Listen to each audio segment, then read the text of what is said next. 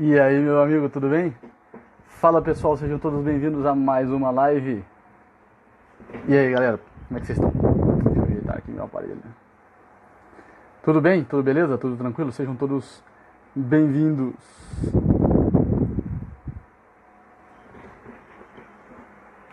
E aí, pessoal, tudo bem? Como é que vocês estão? Beleza? Muito bem, muito bem. Hoje, que agora, às 17 horas, tá? Quem sabe o tema da nossa live de hoje? Quem sabe o tema?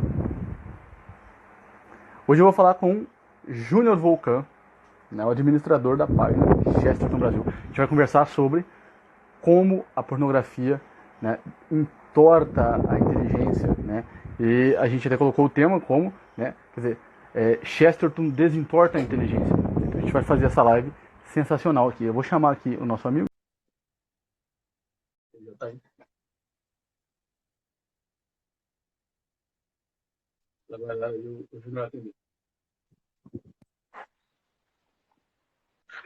Fala, Júnior, Opa, beleza? e aí, cara? Tudo certo? Deixa eu só desligar. Opa, tava com o Vocês estão. ventilador ligado aqui, tava com muito barulho. Tá me ouvindo bem aí? Consigo ouvir bem. Ah, O pessoal beleza, show consegue de ouvir bola. bem, consegue ver bem? O pessoal Vamos lá. consegue ouvir bem e ver bem? Muito bem, maravilha. Muito bem. Vamos lá então. A nossa live aqui é Chesterton desentorta a inteligência. Então, para quem não sabe, o Júnior já estuda, já trabalha com Chesterton há muito tempo. Acho que tem até um grupo de estudos aí voltado para o estudo da obra do Chesterton e tudo mais, né?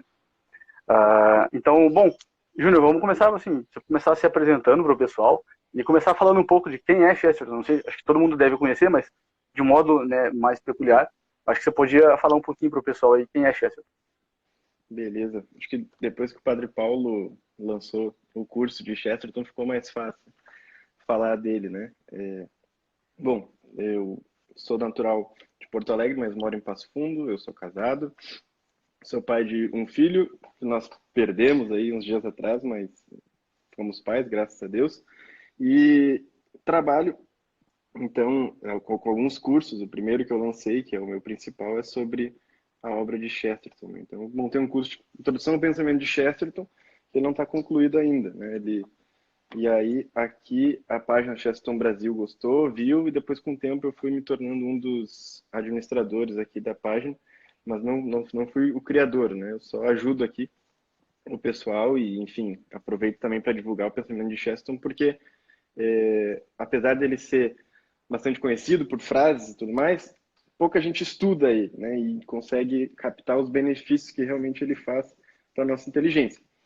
Então, não tem muito o que falar, sou professor de filosofia, uma pessoa meio normal, assim, como me apresentar, né? E comecei a estudar Chesterton porque quando eu peguei, a primeira obra que eu estudei foi Hereges, e eu dei uma olhada na biografia dele, né? E a forma com que o prefaciador fez essa introdução, me cativou. E com o tempo, conforme eu fui estudando, eu fui percebendo que, bom, além de ser um escritor, e um escritor que se denominava jornalista, porque ele gostava de falar com as pessoas, com o homem comum, né, com o povo, ele foi verdadeiramente intelectual, assim, né, um gênio. Poucos escritores têm a capacidade de expressão e de profundidade ao mesmo tempo como Chesterton. Então, ele basicamente, assim, o que o Dale Alquist fala é que ele é um pensador completo. Então, dificilmente tem um assunto que Chesterton não tratou. E se o assunto ainda é posterior a ele, como por exemplo a questão da pornografia, ele já tratou de um modo profético, digamos assim, né? Quando tratava sobre, segundo aquilo que ele estava enxergando, né? Ele já estava percebendo o desenvolvimento de uma cultura da morte. Então, ele já estava percebendo aqui grau de monstruosidade, de absurdidade que o ser humano ia chegar e ele ia, né, dissertando sobre isso. Mas, assim, é um gigante, é um homem que é um servo de Deus, que está sendo analisado da causa da sua beatificação, e realmente, assim, não conheço pessoa que leia Chesterton e que não se encante. Até hoje, eu já vi gente dizendo assim, ó, eu li e não entendi. Né? Bom, talvez tá lendo um pouco errado, mas se você consegue ler Chesterton e entender o que ele está falando, é quase impossível você não sorrir, você não, não ter algum tipo de contato com a verdade, não se sentir atraído ao que ele fala, né?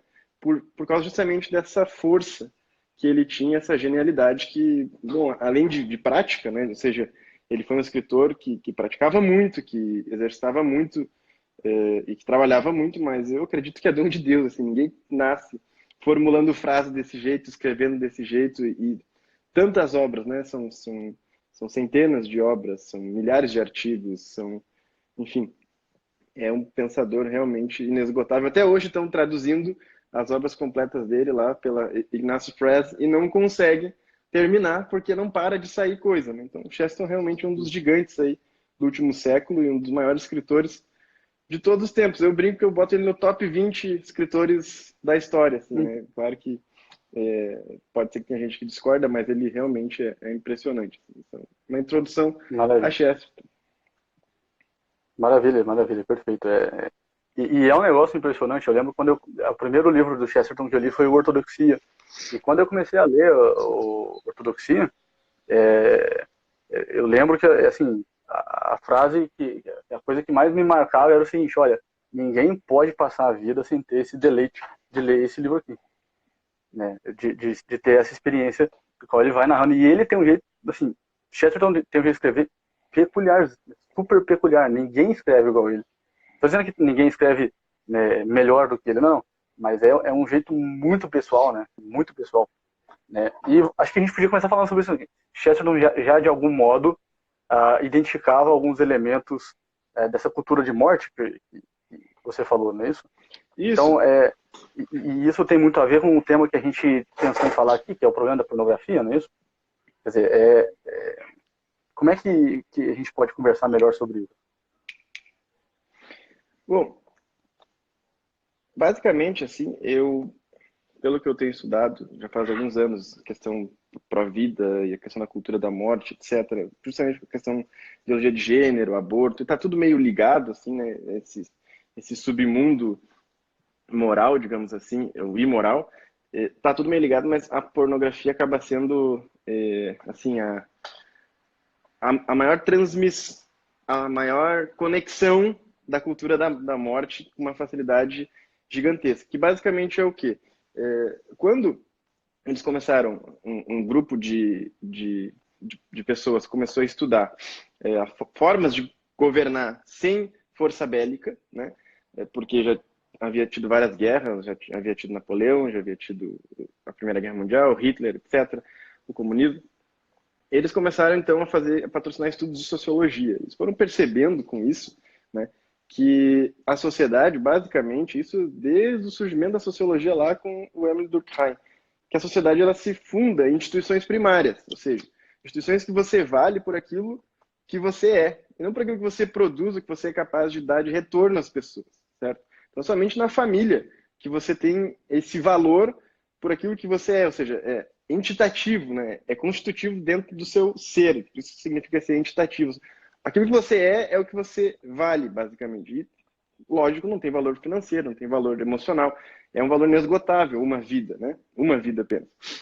Então, quando você coloca uma instituição secundária no meio da questão, ou seja, quando você consegue dominar a família a partir de elementos externos que não seja ela mesma, seja governo, seja uma ideologia, seja um sistema bancário, seja a pornografia, seja qualquer forma de sistema onde você consegue implementar uma secundarização da família, né? Do valor das pessoas, ou seja, uma instituição que secundariza a coisa. Você não vale mais por aquilo que você é, mas por aquilo que você faz, certo? E, bom, a pornografia é o ápice disso. Né? As pessoas ali não valem nada. Elas não têm valor nenhum para aquilo que elas são. Elas valem aquilo dinheiro que ela está gerando, basicamente. E ela acaba com totalmente a sua dignidade.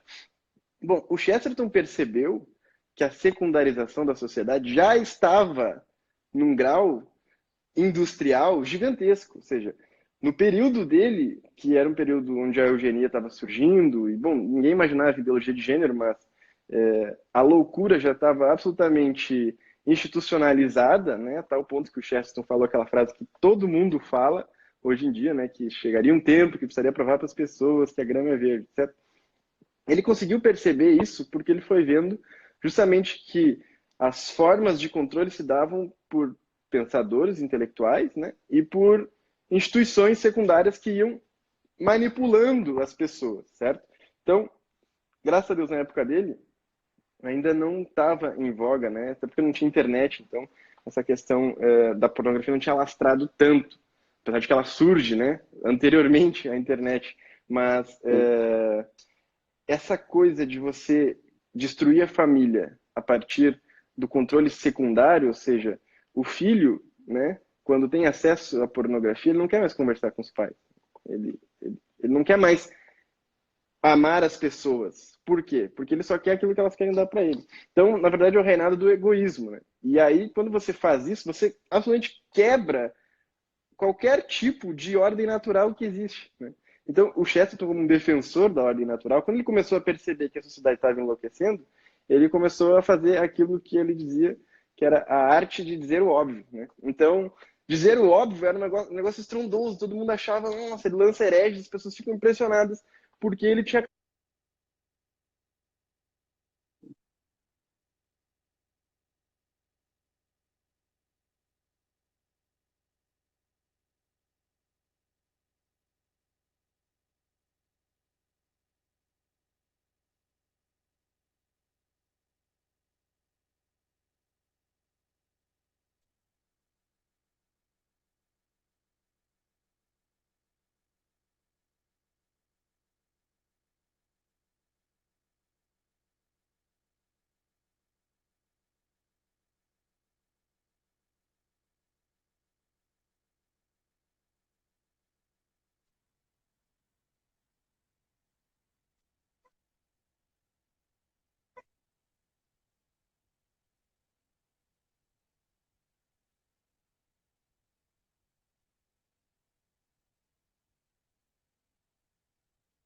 Ô, Júnior, tá me ouvindo? O pessoal consegue me ouvir? Eu acho que o pessoal tá falando que tá sem som aí.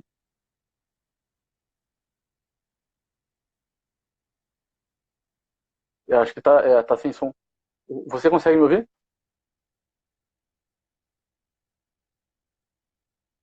O pessoal consegue me ouvir? Não, né? Ouvir o Miguel, vocês conseguem.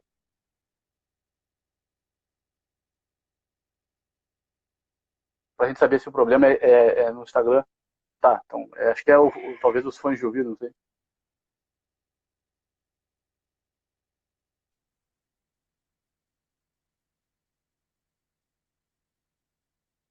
Deve ser o fone de ouvido dele, ele só tá fazendo alguma manutenção ali, já voltamos. Voltei? Voltou. Foi o meu fone que acabou a bateria, me sacaneou aqui. Imaginei. Vamos seguir, vamos tocar.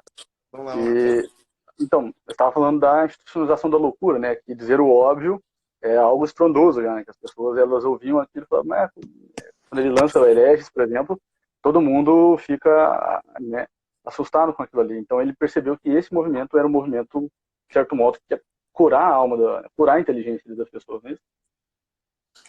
Basicamente, a verdade ela tem uma força de atração, né, Miguel? Então, quando tu começa a falar a verdade, quem tem assim qualquer tipo de propensão à finalidade da vida humana, que é você amar, que é você buscar a Deus, buscar a verdade, qualquer pessoa que fale isso, absolutamente atrai os outros. Agora, se a vida dessa pessoa e a constância dela for num nível absurdamente consonante a isso, ou seja, se ela realmente viver aquilo que ela está falando, então a força dela vai ser basicamente uma força de santidade, né? Claro que o Chesterton não foi um santo de sétima morada, mas ele tinha dentro dos seus escritos uma força, né, realmente inigualável. Então, o fato de falar a verdade, ou seja, de expor os problemas e conseguir perceber que esses problemas atuais eles têm causas, né? E isso é uma questão assim filosófica. O Chesterton era um pensador, né? Tinha toda uma filosofia por trás,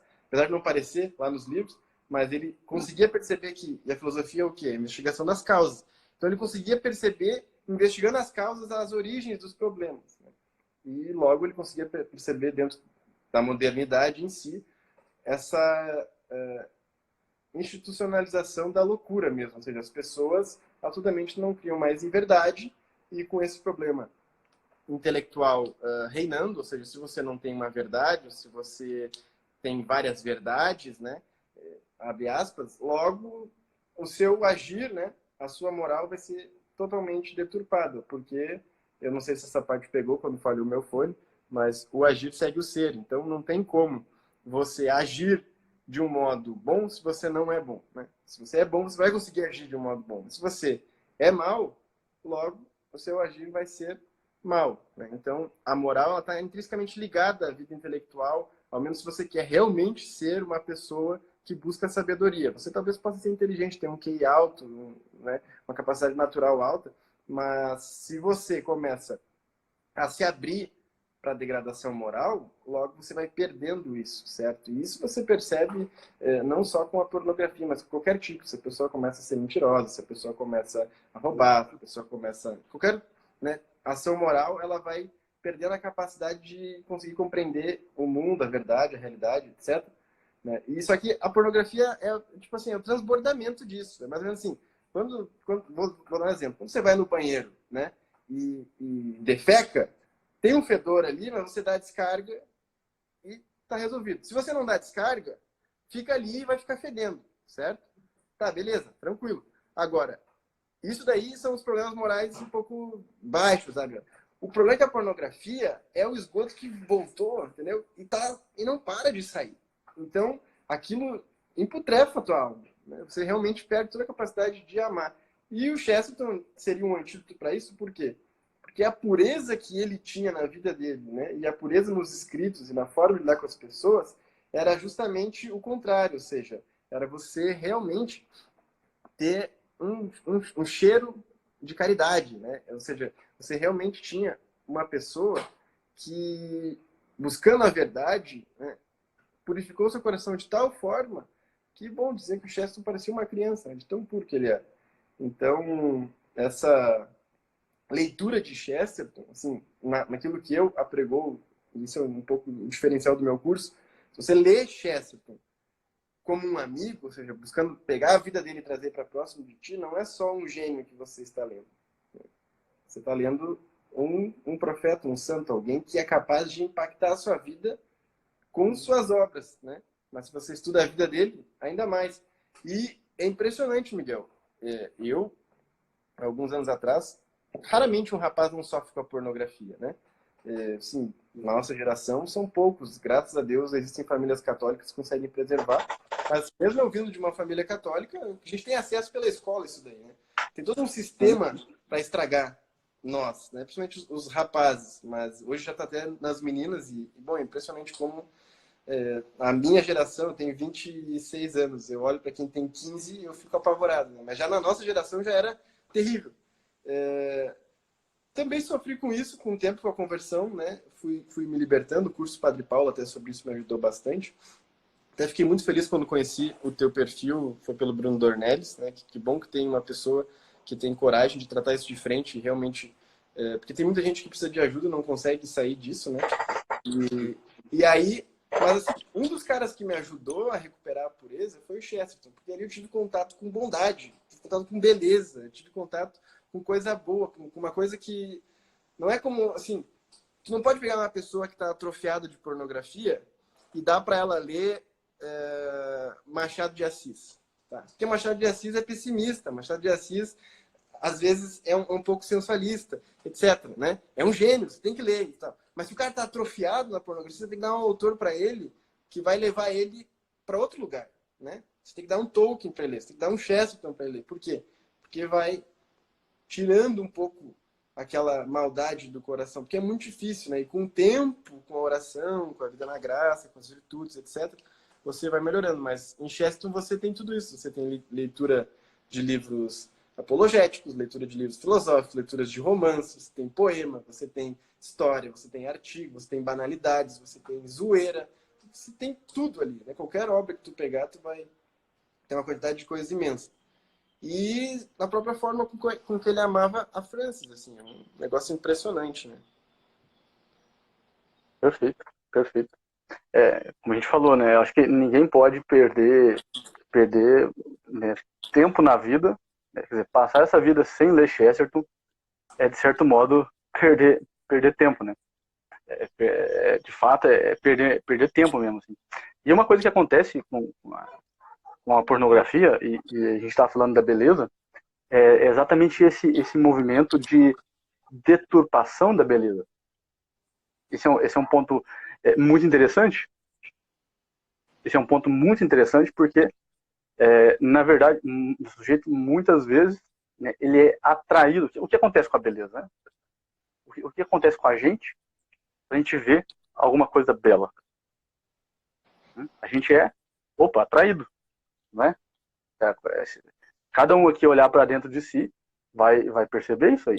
Quando eu vejo algo belo, eu sou atraído. Então, por exemplo, com a verdade, quando a gente descobre uma verdade, descobre alguma coisa que a gente não sabia, o que acontece com o nosso peito aqui? Tá? Opa, peraí, isso aqui me ilumina. Então isso me ajuda a orientar a vida, isso ilumina a minha consciência, ilumina a minha vida. E com a bondade, quando a gente vê uma bondade, por exemplo, quando a gente vê, sei lá, um cara fazendo uma bondade muito grande para uma pessoa, a gente fica reverente, a gente se prostra, fica reverente diante de uma bondade. E diante da beleza, né, a gente se alegra e é atraído. Só que o que acontece, né, quando a gente vê, por exemplo, na pornografia, muita gente acaba caindo na armadilha da pornografia, né, por uma espécie de atração sedutora da beleza. A beleza, ela tem esse aspecto de nos atrair. Só que, olha só, a beleza, ela atrai, ela encanta e ela arrebata para o alto. Ou seja, uma coisa bela, assim, né, puramente bela, ela arrebata o nosso coração para o alto. A pornografia, de certo modo, é uma beleza que atrai, mas é uma beleza deturpada um pouco. Porque é uma beleza que não arrebata para o alto, ela joga para baixo. E aí é um pouco, a gente pode entender como é que a nossa inteligência ela está um pouco torta. Tá um pouco, quando a gente olha para a pornografia ali, a gente vê a beleza. O sujeito ele é atraído pela beleza. Mas não existe beleza sem verdade. E aí ele não consegue perceber que, na verdade, aquilo ali não é um negócio que vai arrebatar ele para o alto, que não vai atrair ele para o alto, mas que vai jogar ele para baixo. Né? Então, vamos dizer assim, a beleza não existe sem verdade. Né? Então, a dificuldade que a nossa inteligência tem, quanto mais o sujeito vai se afundando em pornografia, mais dificuldade ele vai tendo de perceber que, na verdade, peraí, né? Eu exalto ou eu deturpo a beleza fazendo isso aqui?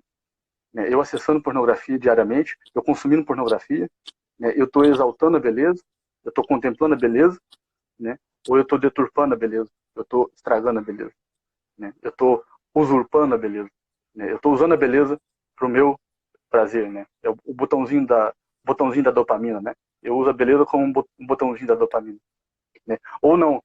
Então, isso é uma coisa interessante, quer dizer, que a gente tem que, né, a partir do movimento da inteligência, né, converter essa forma que a gente lida com o belo, mudar essa forma que a gente lida com a beleza. Né? Ao invés de deturpar a beleza, a gente precisa começar a exaltar a beleza, a mostrar aquilo que é belo, de modo mais puro, de modo mais, vamos dizer assim, assertivo. E até é interessante que tu falou a questão, tá ligada com a verdade, né? Porque realmente aquilo ali não existe, né? Aquilo ali é uma fantasia. Sim. Aquilo ali é um teatro, né? Pago. Que bom, alguém sofre as consequências. Então, ele é quem tá lá, né? Tem inúmeras consequências para a saúde, inúmeras consequências emocionais, questão dos suicídios e tal. Mas o principal é que o consumidor não consegue compreender que ele está dentro de uma fantasia. E ele fica se refugiando naquilo, ele fica fugindo da verdade. E tudo que acontece na realidade dele vai perdendo gosto porque ele vai sendo atraído à fantasia, né? E daí é aquela coisa, assim, a pessoa começa a buscar o prazer sem nenhum tipo de finalidade, ela acaba se desestruturando como ser humano, assim, né? Porque se você não tem uma finalidade orientada para aquilo que você foi criado, você, logicamente, não tem um uso natural e normal da sua inteligência, né? Esse é o problema principal, porque se você, desde pequeno, tivesse sido educado para saber que você foi criado para amar, que você foi criado para buscar a verdade, etc., você veria uma coisa que não tem lógica, que é absolutamente só o prazer pelo prazer, e você rechaçaria aquilo. E aí, por isso que depois, quando tem o confronto com a vida prática, ou seja, com a vida real, as pessoas acabam aumentando os problemas. Daí o casamento fica com uma relação sexual totalmente, assim... Problemático, né? Problemática, exatamente. Porque a pessoa, ela não está vendo... Isso é uma coisa que o Padre Paulo fala naquele curso dele, que eu acho muito interessante. Aquilo ali não é sexo, né? Aquilo ali é uma mentira, basicamente. Por quê? Porque o sexo foi criado para uma realidade segundo uma ordem natural que Deus fez. E quando você lê Chesterton, estuda Chesterton, você percebe que aquele homem está dentro da realidade. Ele entendeu a verdade das coisas, ele entendeu a realidade, ele conseguiu compreender para que ele foi criado. Ele investigou as causas das coisas e chegou na compreensão daquilo que é a finalidade da vida humana. Então, por ele ter feito isso, ele acabou sendo católico, né? E por ele ter feito isso, ele acaba convertendo assim, milhares de pessoas de tudo quanto é tipo, ateu, protestante, muçulmano, agnóstico, tudo quanto é gente é convertida por Chesterton pelos escritos dele. Por quê? Porque o conteúdo dele te leva para a verdade. E aí é belo, claro, é harmonioso, assim, apetecível, ou seja, você tem vontade de consumir mais os livros do Chesterton, mas aquilo te arrebata para o alto, né? E justamente por quê? Porque está incluso dentro da verdade das coisas. Ali você está vendo alguém que não está fantasiando, né? Ali você está vendo alguém que não está em nenhum extremo que leva à loucura, ou seja, você abandonar a razão para viver feito um animal, né? Que é o que a pornografia faz, você vira um animal, objetifica as pessoas, objetifica tudo, etc. E você também nem entra na loucura que o Chesterton falava, que é perder tudo exceto a razão, né? Então você também não fica um racionalista que, bom, tudo tem que ser explicado. Tudo. Não, existe uma parte da vida que não tem explicação, né? E faz parte da própria realidade. A gente não vai encontrar resposta para tudo. Existe um mistério que envolve a vida humana. E aí, quando você percebe que o Chesterton não consegue fazer a sua mente navegar entre esses dois polos extremos, você vê, opa, esse cara aí, ele entende o que ele está falando, ele pode me ajudar. Então, eu recomendo muito assim as pessoas que leem o Chesterton. Geralmente eu recomendo para quem está na universidade. Por quê? Porque quem faz estudar áreas de humanas tem que ter contato com um monte de porcaria, né? Com Michel Foucault, com Deleuze, com... é uma quantidade com Nietzsche, com isso, com Freud, com tudo gente perturbada. Né? Tudo perturbado, tudo gente que escreve mal, tudo gente que é um saco de ler, que os que são bons de ler são maliciosos, né? Gostar de sacanagem e tudo mais. Então, é muito complicado você conseguir ver tudo aquilo e não ser afetado. Entende? Então, geralmente, eu recomendo o Chesterton como um antídoto mesmo. Ou seja, você está na universidade, cara, você precisa ler mais Chesterton do que as pessoas que não estão. Se você ainda está com um problema com a pornografia, você precisa ler mais Chesterton do que quem não está, né? Porque aquilo ali vai irradiar dentro da sua alma. E se você conseguir levar ele como um amigo e ver, opa, esse cara tinha uma pureza, esse cara teve uma namorada só, né? E na primeira vez que ele conheceu ela, ele escreveu um poema para ela com uma pureza impressionante. Aqui também, só vou abrir um parênteses que a gente está no Brasil, né? Eu não tive só uma namorada, não vai dar certo nunca. Não, eu casei, a minha esposa quis a namorada. Não tem problema nenhum você já ter... Não importa o que ficou para trás, não importa daqui adiante. Mas você percebe o quê? Uma pureza, uma forma de lidar com ela. Né? Alguém que amava de verdade, que conseguia compreender as coisas a partir dessa realidade da caridade. O que é o contrário do mundo moderno, né? Ou seja, na verdade, ele rechaça os três conselhos de nosso Senhor Jesus Cristo, né? A liberdade, igualdade e fraternidade. rechaça a castidade, a pobreza e a obediência, né?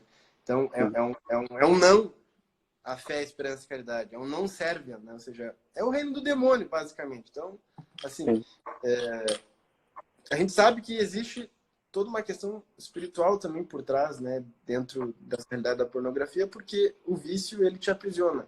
E a virtude não. A virtude é sempre uma constante.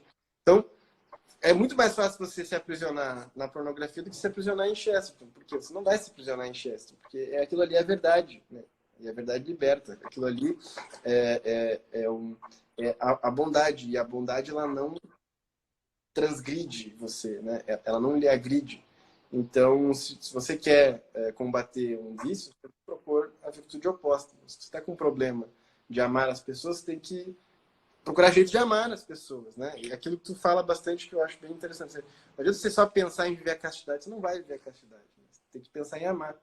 Então, quem quer ajuda para amar, por mais que não pareça, daí eu recomendo que assim, não comecem por ortodoxia. A não ser que vocês tenham vida intelectual, sejam filósofos, tenham contato, tal, sejam bem inteligentes, né, para entender os termos filosóficos.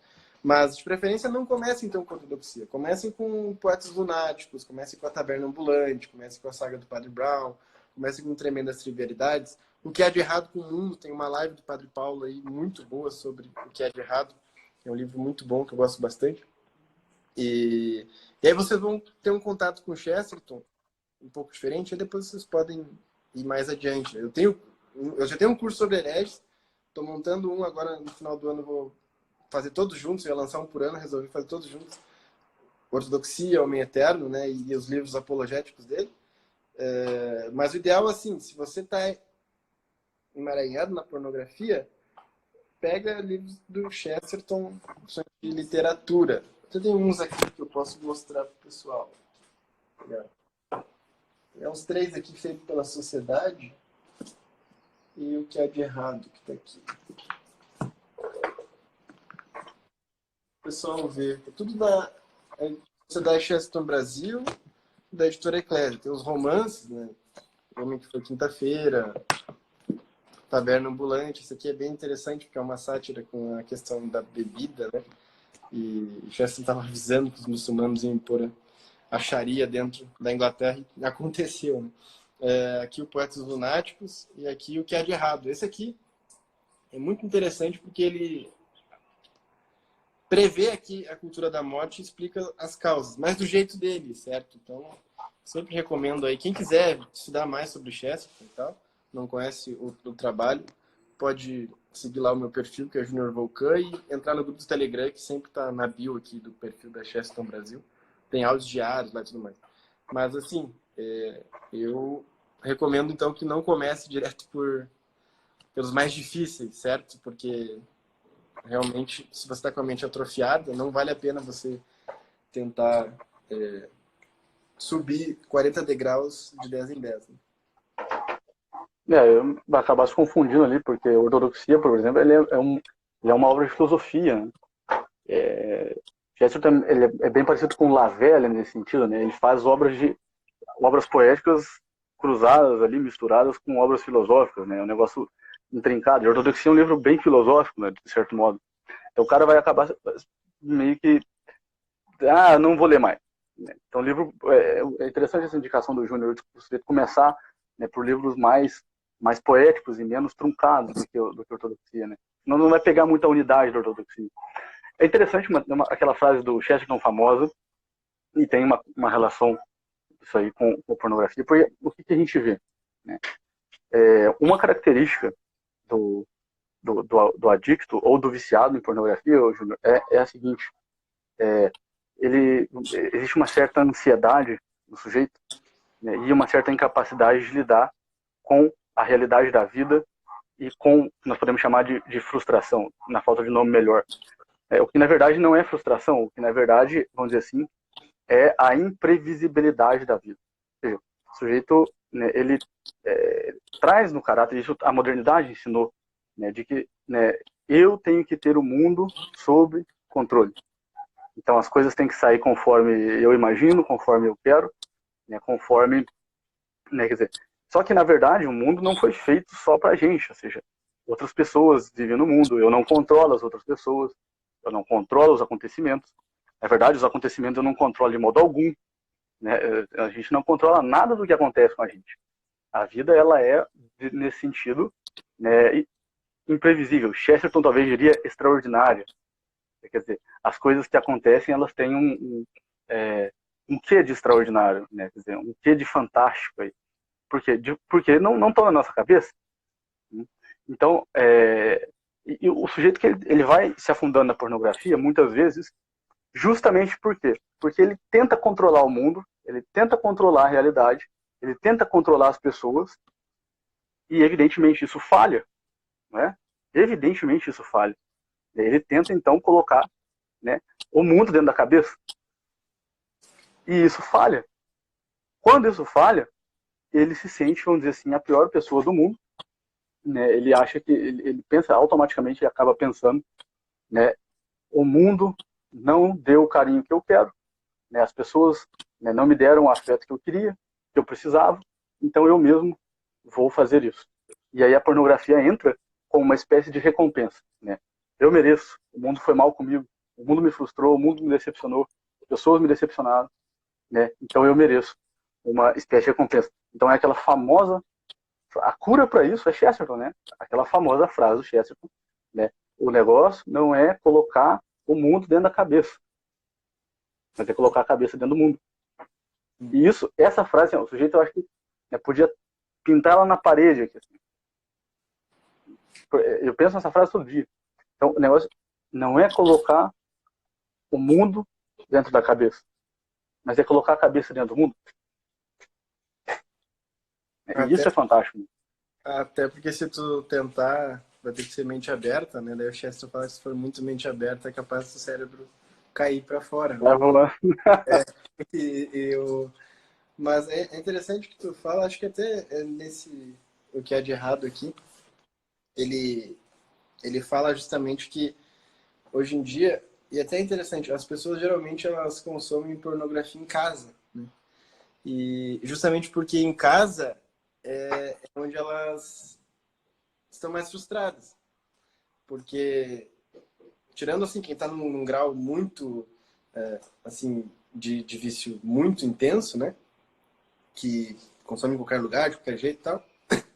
Mas, como ela já está acostumada com uma sociedade com instituições secundárias, ela está acostumada a valer para aquilo que ela faz, enquanto ela está fazendo as coisas no lugar que ela trabalha, enquanto ela está fazendo as coisas com os amigos dela, enquanto ela está jogando futebol, e mesmo que a pessoa seja um zagueiro muito ruim, tipo o Bressan do Grêmio, assim, nossa, que era uma negação.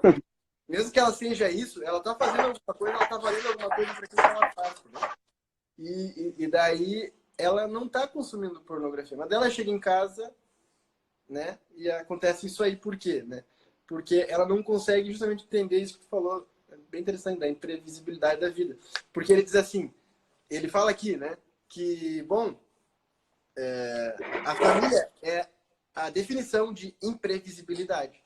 Basicamente, ele fala assim, eu sei o que o meu chefe vai fazer, eu sei o que o meu colega vai fazer, mas o que a minha mãe, o que a minha tia vai fazer, eu não tenho controle. Eu nunca sei o que ela vai fazer, porque ela muda de opinião, porque às vezes ela enlouquece, ela quer mudar, ela quer fazer, porque ela me incomoda, né?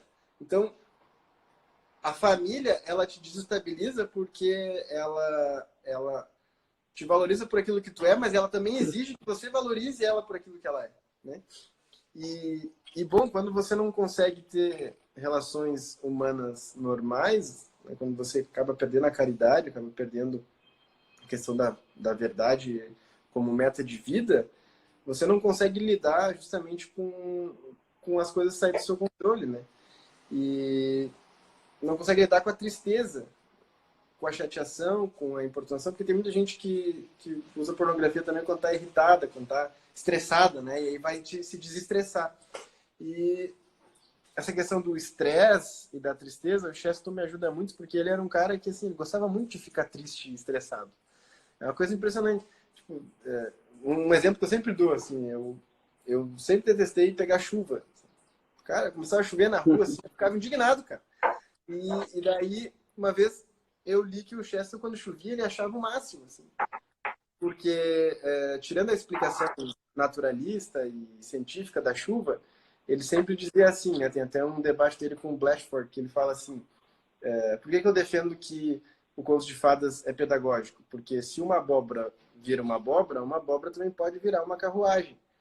Porque ninguém consegue me explicar por que uma semente de abóbora consegue se tornar uma abóbora de verdade, né? Sim. Então, isso não tem uma explicação científica racional. Sempre tem uma dose de mistério. Por que a natureza se mantém desse jeito? E quando ele fala isso, né? Por que as coisas são assim? Isso valia para a chuva também, ou seja, então ele achava o máximo chover. E ele aproveitava a chuva, ele ficava tirando onda com ele mesmo, que ele era gordo, que ele estava molhado, que ele tá... Porque se já é difícil tu ficar molhado magro, né? E eu tô engordando. Imagina gordo. Mas imagina pra gordo, tudo é mais difícil, né, cara? E daí ele tirava onda, assim, com ele mesmo, né? Ele não se levava a sério. E eu, depois disso, eu comecei a pensar, é verdade, cara. Realmente é imprevisível. Eu vou parar de ficar enchendo o saco dos outros e de mim mesmo com as reclamações por causa disso. Né? Isso não está no meu controle, não tem como eu fazer. E isso também vale para as questões monótonas, né? Porque outra característica da sociedade, da família, é a rotina, é a monotonia. Então, o Chesterton nos ajuda a ver a profundidade que a rotina tem, né? A profundidade que o dia a dia traz. Então, o outro exemplo que eu dou é sempre do café, ou seja, eu gosto muito de café. E aí, o Chesterton sempre falava assim, você fez uma coisa 999 vezes. De repente, na milésima, você descobriu uma alegria nova. No milésimo dia de casado, você descobriu uma forma nova de amar. Mas é a mesma coisa todo dia, né? Por quê? Porque tem duas formas de você dar a volta ao mundo. É você realmente sair, ficar com saudade de casa e voltar, ou é você ficar em casa e ver que as coisas na sua volta são muito mais profundas do que parecem. E aí eu comecei a tentar traduzir isso para minha vida e comecei a pensar, as coisas que eu mais gosto é tomar café, né? E cada dia parece que é bom do mesmo jeito ou melhor, assim. Fui começando a aproveitar cada coisa. Eu sempre faço essa analogia com a Pequena Vida de Santa Teresinha. As pequenas coisas, o valor das pequenas coisas. E realmente, ele fala no livro do Ortodoxia que é possível. Isso é uma característica de pureza, você se alegrar com coisas pequenas. Né? Criança que se alegra. E aí ele diz assim, é possível que Deus, como uma criança, diga todo dia, faça-se a luz, faça-se a luz, faça-se a luz. Por quê, né? Porque a alegria de fazer uma coisa pequena para Deus, o que é para Deus fazer o sol surgir? Isso não é nada. O que é para nós tomar um café, né? Amar um irmão que enche o saco, gostar do trabalho que é difícil, mas te dá o sustento, etc. Para nós é uma coisa pequena, mas se a gente não consegue ressignificar ela, nós não vamos aprender a lidar com a própria realidade, que é frustrante, que é difícil, que é um problema. Mas não tem outra saída, entende, Miguel? A gente não tem o que fazer. A gente viveu isso aqui em casa a semana passada, a gente ficou em luto, a gente perdeu um bebê, mas o que a gente vai fazer? A gente vai ficar triste para sempre? Ou a gente vai levantar a cabeça e seguir? E, bom, daqui a pouco está aberto a vida, né? Estamos abertos à vida e daqui a pouco Deus nos manda outro filho, se Deus quiser. Isso é a vida. Se a gente fica fugindo para a fantasia, a gente nunca vai ser feliz de verdade, né? Só que as pessoas associam felicidade com prazer. Então, o mundo tá tão louco que a mentira tomou o lugar da verdade e que as coisas mais banais não são valorizadas, né? E é até interessante, para finalizar, assim, não sei quanto tempo a gente vai ficar aqui, mas eu falo demais. O Chesterton fala que, mas em casa eu só tenho a rotina. Eu quero trabalhar fora, no caso das mulheres ele dizia isso, né? Eu quero estar sempre fora num bar porque eu quero fazer algo diferente. Ele diz, não, é o contrário. É no trabalho que tu faz todo dia a mesma coisa. É no bar que tu vai lá e faz a mesma coisa. É no escritório que tu faz a mesma coisa. Em casa ele diz assim, se eu quiser, eu boto as coisas no chão e eu almoço no chão. Eu faço um piquenique em casa, porque a casa é minha. Se eu quiser desenhar no meu teto, eu desenho no meu teto, porque a casa é imprevisível, eu não posso fazer isso, né?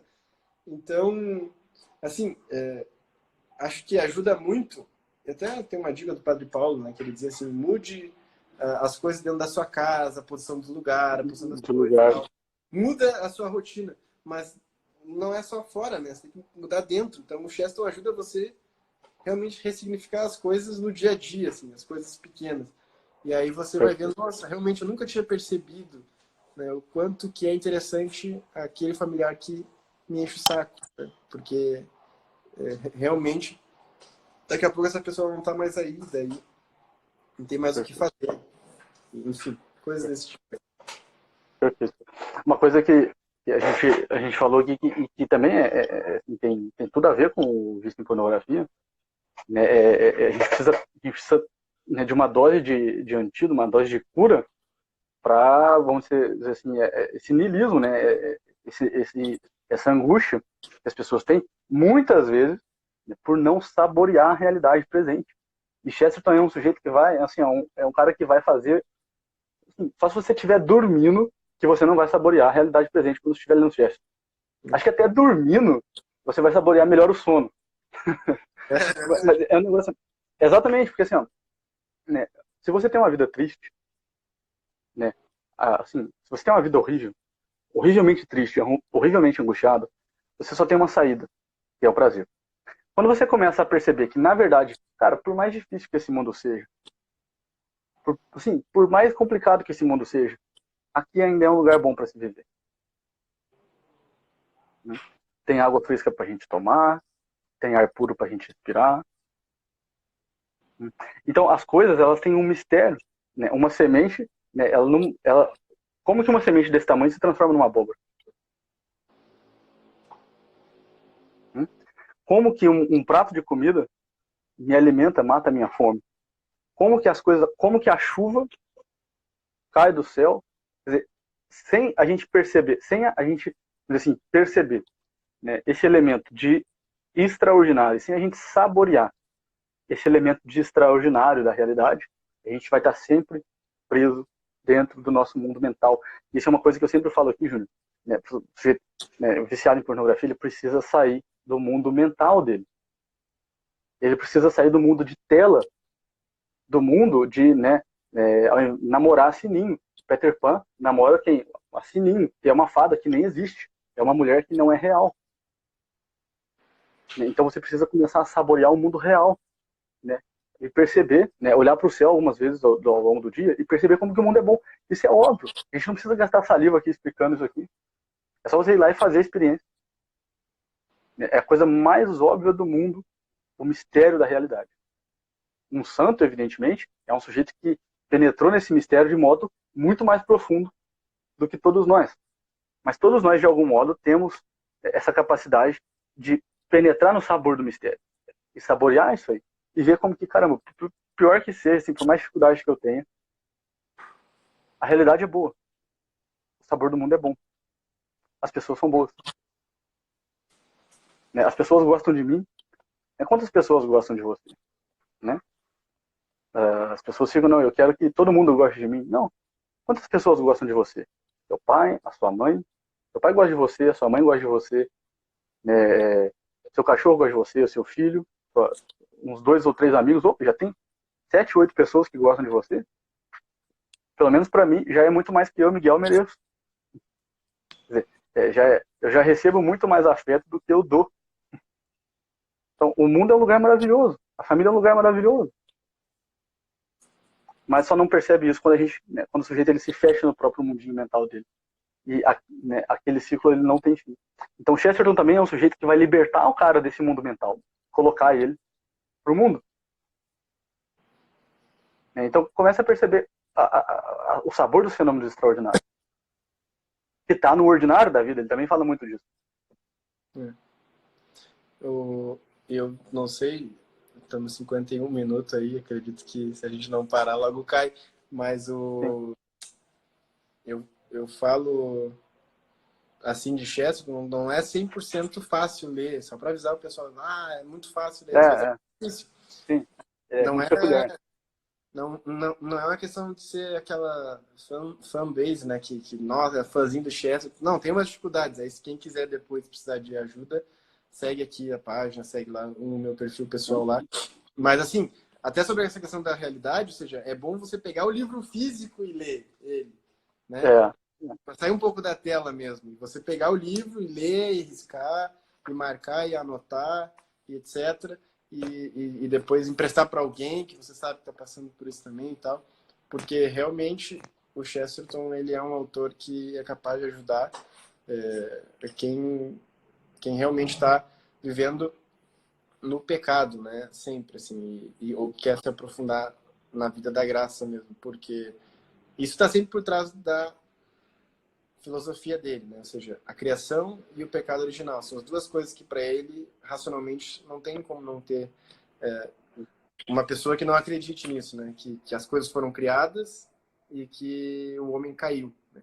Então, o Chesterton sempre tem isso em mente e sempre tem em mente também que, bom, existiu o Cristo, né? O homem eterno que resgatou o homem de onde ele estava. Então, sempre você vai ver, mesmo quando ele ainda não tinha sido católico oficialmente, né? Quando ele ainda era anglicano, você vai ver um catolicismo nas obras de Chesterton muito forte, com essa base filosófica, teológica e da doutrina católica, porque ele já era católico de coração, assim, né? E depois foi só oficializar a coisa e ser um grande apologista do catolicismo. Enfim, mas foi uma honra, Miguel. Prazer também. É um prazer meu. Prazer meu aqui, ter todo mundo aqui. Vamos fazer Alguém tem alguma pergunta pra gente responder, tipo, sim e não? Coisa rápida. Alguém tem alguma perguntinha? O colega pergunta ali qual é o primeiro livro desse autor para ler. O Júnior, ele falou mais atrás aí. E depois, acho que o camarada pegou a live um pouco mais pra frente. No início, lá pro meio da live, o Júnior explicou ali, né, para você começar. Não comece pela ortodoxia, né, mas comece, por exemplo, sei lá, pelo Padre Brown, ou pela Taberna Ambulante, alguma coisa do tipo aí. Alguma outra pergunta breve? Dúvidas? Tranquilo? Muito bem, então. Júnior, foi um prazer inestimável poder bater esse papo contigo. Espero, assim, que Deus abençoe você, a sua família, né? Deus console o coração de vocês pela situação que aconteceu, né? E que Deus abençoe muito você, a sua esposa, e te dê muita felicidade, muita alegria ainda nessa vida, tá bom?